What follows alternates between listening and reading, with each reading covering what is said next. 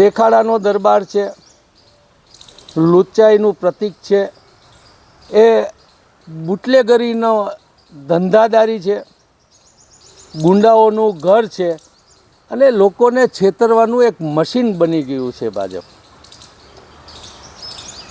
એ લોકોને ગુંડાઓનું લિસ્ટ જોતું હોય તો ભાજપમાં નજર નાખી અને ભાજપમાં રહેલા ગુનેગારો ઉપર પગલાં લે ત્યારે લોકોએ માનવું જોઈએ કે ખરા અર્થમાં એ લોકો ગુંડાગીરી નાબૂદ કરવા માગે છે. એના કેટલા ધારાસભ્યો, કેટલા લોકસભાના સભ્યો, કેટલા જિલ્લા પંચાયતના અને નગરપાલિકાઓના સભ્યો ગુંડાગીરી કરે છે એનું લિસ્ટ ભાજપ પાસે નથી. ત્યારે અને જો ગુંડાઓનું લિસ્ટ ગૃહમંત્રીને જોતું હોય તો એકવાર જાહેર ચર્ચામાં મારી યારે બેસે, આખા ગુજરાતમાં ભાજપમાં રહેલા ગુંડાઓનું લિસ્ટ એમને હું સુપ્રત કરીશ. અને એમને મુખ્ય બે નામ જોતા હોય જે કાયદાની ચુંગાલમાં પણ આવી ગયા છે તો એમને અમિત શાહ અને પાટીલભાઈ જે એમના પ્રદેશ પ્રમુખ છે ત્યાંથી શરૂઆત કરો. ત્યારે આ દેખાડાનું બીજો એમનો ધ્યેય એટલા માટે કહું છું કે જે આઈપીએસ ઓફિસરો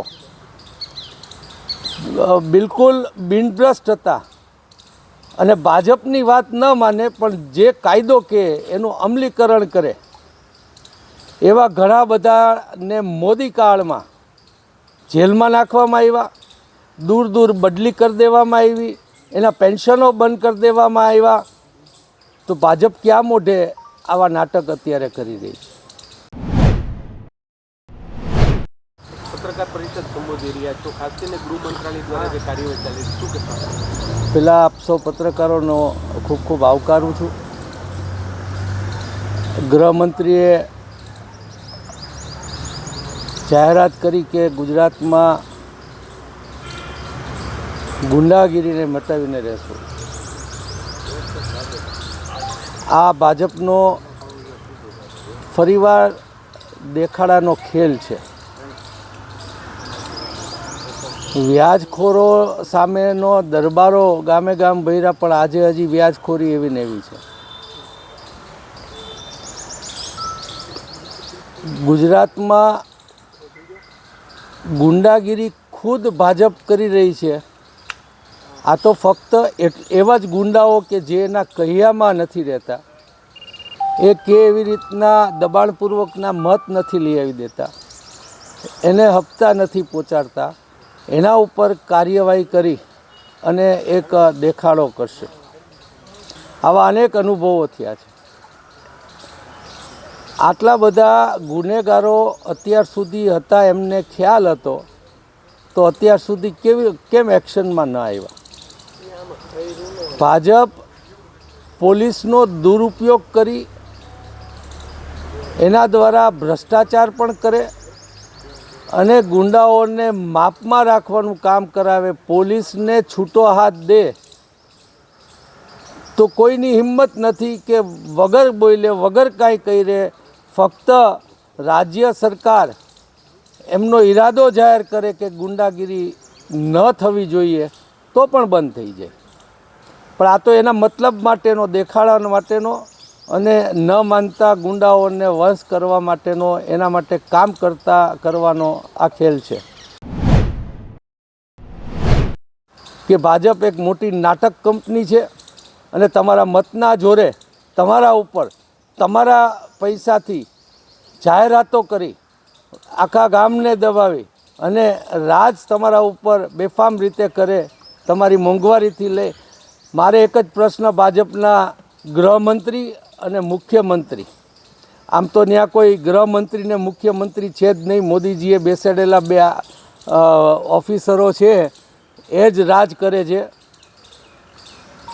પરંતુ હું એવું કહીશ કે લોકોએ ત્યારે માનવું જોઈએ કે એ લોકોની દાનત છે કે જ્યારે કોઈ પણ આમ નાગરિક એના અધિકાર માટે, એના ન્યાય માટે પોલીસ સ્ટેશનમાં બેઝીઝક જાય અને ત્યાં ભ્રષ્ટાચારના પૈસા માગવામાં ન આવે અને જે સાચો છે એને સાચો અને ખોટો છે એને ખોટો કહેવાની પ્રક્રિયા જ્યારે પોલીસ સ્ટેશનમાં ચાલુ થાય અને તમે ત્યાં જતા ન બીવો ત્યારે માનજો કે આ સરકારની દાનત સાચી છે. પરંતુ આવું બનવાનું જ નથી. ભાજપની સરકારની દાનત 100% ખોરી છે. પોલીસનો ચૂંટણીઓ દરમિયાન આવા જ લુખાઓને, ગુંડાઓને, બુટલેગરોને, વ્યાજખોરોને દબાવી અને ભાજપને મત અપાવડાવવાનું કામ પોલીસ દ્વારા કરાવવામાં આવે છે. તે ઉપરાંત રોજે રોજનો ભ્રષ્ટાચાર. પોલીસ સ્ટેશનમાં જાશો તો કોઈ પોલીસવાળો કોઈને ન્યાય અપાવવામાં કે કાયદાના અમલ કરાવવામાં બિઝી નહીં હોય, એના કરતાં વધારે બિઝી કયો માણસ પોલીસ સ્ટેશને આવ્યો છે એ ફરિયાદી વધારે પૈસા આપશે કે ગુનેગાર વધારે પૈસા આપશે એને તોડમાં જ પડ્યા હોય છે. અને એ તોડ એને ફરજિયાત કરવો પડે છે કારણ કે એણે એના ભાજપના આકાઓને પૈસા પહોંચાડવાના હોય છે.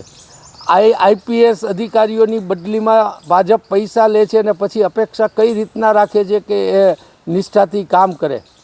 એને તમે જ ઉઘરાણાની જવાબદારી સોંપો છો ત્યારે આ ભાજપ દેખાડો બંધ કરે અને દેખાડો બંધ કરી શકે એવી હાલતમાં નથી. સિંહની સવારી થઈ ગઈ છે. ભાજપનું તંત્ર આખું બેફામ થઈ ગયું છે. એના નાનામાં નાના કાર્યકરથી લઈ અને મોદીજી સુધી હવે સિંહની સવારી કરી ચૂક્યા છે. ત્યારે લોકોએ સમજવાની જરૂર છે અને આ સરકારને સેજ માપમાં રાખવા માટે લોકોની માનસિકતા સરખી કરવાની જરૂર છે. એવું પણ હું આજે આ તકે લોકોને ટકોર કરવા માગું છું.